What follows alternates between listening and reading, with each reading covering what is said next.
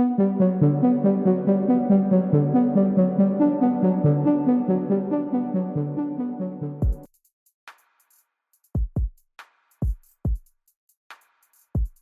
Israel dilaporkan telah menerbitkan video terbaru yang mendokumentasikan momen pesawat jet tempur miliknya yang menargetkan pelabuhan Hodeidah di Yaman Barat pada Sabtu 20 Juli 2024.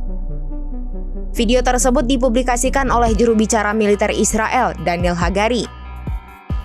Terlihat salah satu pesawat Israel menargetkan apa yang tampak seperti derek besar di dalam pelabuhan Hodeidah. Israel mengklaim pelabuhan yang ditargetkan itu adalah jalur pasokan senjata dari Iran ke Houthi.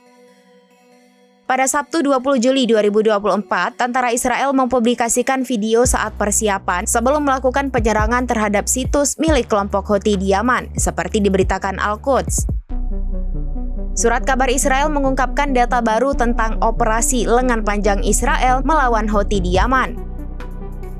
Operasi ini mencakup penerbangan jarak jauh dengan jarak 1.800 km di setiap arah dengan mengerahkan puluhan pesawat Angkatan Udara Israel termasuk jet tempur F-35, F-16, dan pesawat pengisian bahan bakar F-15 dan pesawat intelijen.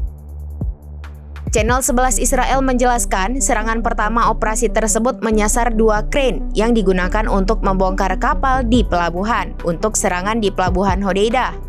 Selain itu, gudang minyak juga diserang sehingga menyebabkan kebakaran besar di pelabuhan.